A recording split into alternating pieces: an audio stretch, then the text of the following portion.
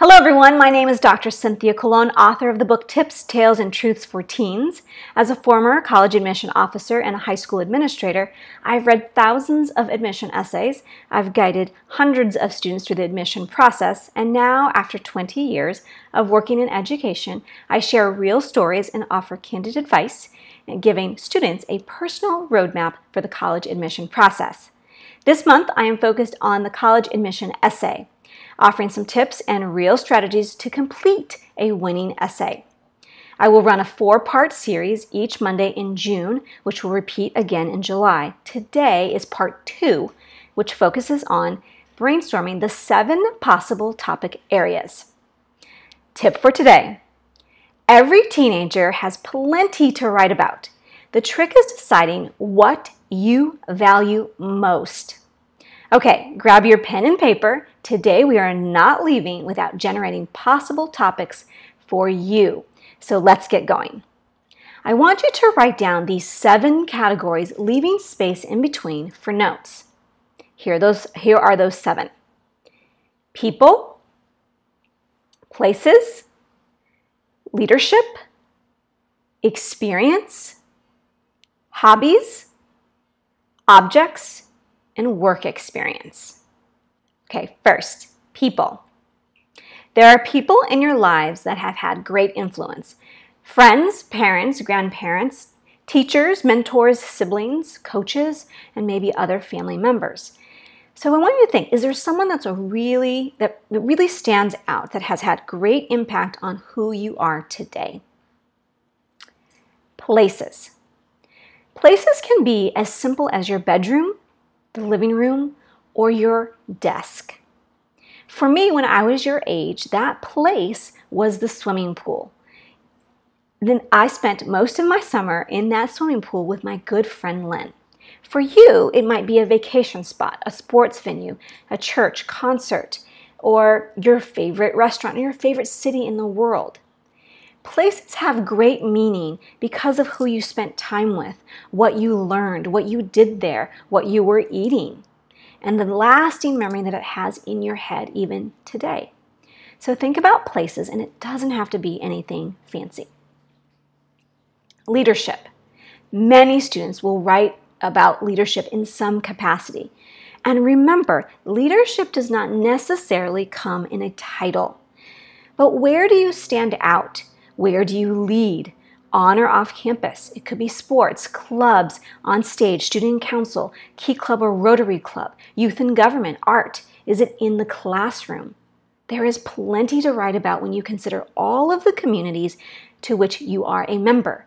It is likely that you are a leader somewhere in your life, small or large.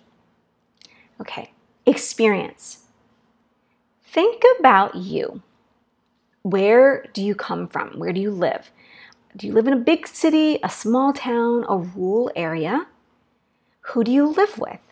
Both parents? Foster home? Single parent home? Who are you? Are you religious? Are you biracial? Feminist? Part of the LGBTQ community? Are you adopted? What have you experienced? Death? Divorce? Were you raised as a liberal in a conservative town, or vice versa? Were you raised on a farm?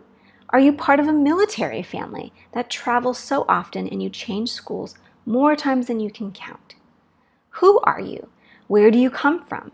And what do you believe in? Oh my goodness, I hope that you're starting to see just how much there is to write about. So let's keep going. Hobbies. The colleges really want to know that outside of your test scores and your GPA, your numbers, what do you do when you're not doing homework or writing papers? This was my favorite part of the application to read. Who are you? What do you love doing? For me, I kept busy as a cheerleader, and I was on student council, and when I was at home, I was in the pool all day, or on Saturdays, I was watching college football. Those are the things that brought me joy.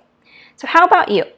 Is it guitar, reading, performing, snowboarding, gaming, programming, robotics, horses, drawing, karate, cooking? What is something super cool about you that you enjoy and you just get lost in? What is your coolness factor? Something so cool about you, something maybe I don't even know about and I would love to learn about in an essay that you wrote to me. Is it fencing or beekeeping or alpaca farming or rock climbing? Those are things I don't know about. I would love to learn. Objects.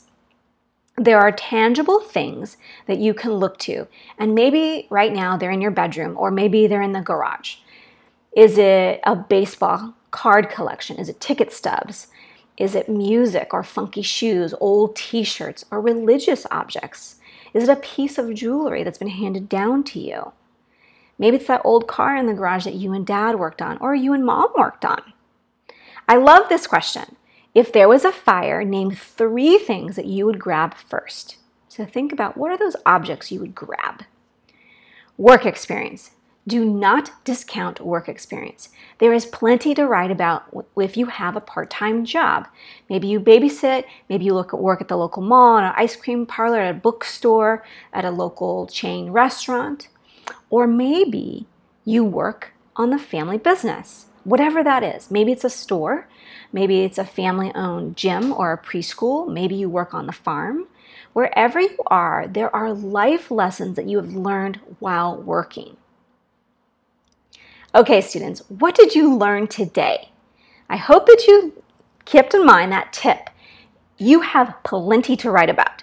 The trick is really narrowing it down as to what is most valuable to you.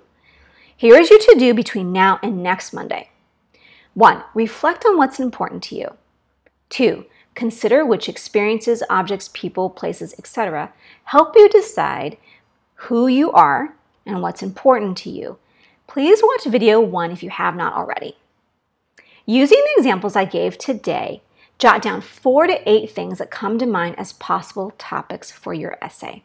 That was number 3, your to-do list. All right, thank you for tuning in today. Be sure to tune in next week. We will move from your topic choices to real stories for your essay. Also, if you would like more information on how I can personally guide you in writing your best essay and creating a masterpiece, please email me at drcynthiacolon.com, at drcynthiacolon@gmail.com. We can work one-on-one or we can work with a small group of your friends. Remember, together we are fueling confidence and building dreams. Wherever you are, may you have a happy and sunny day. Bye-bye.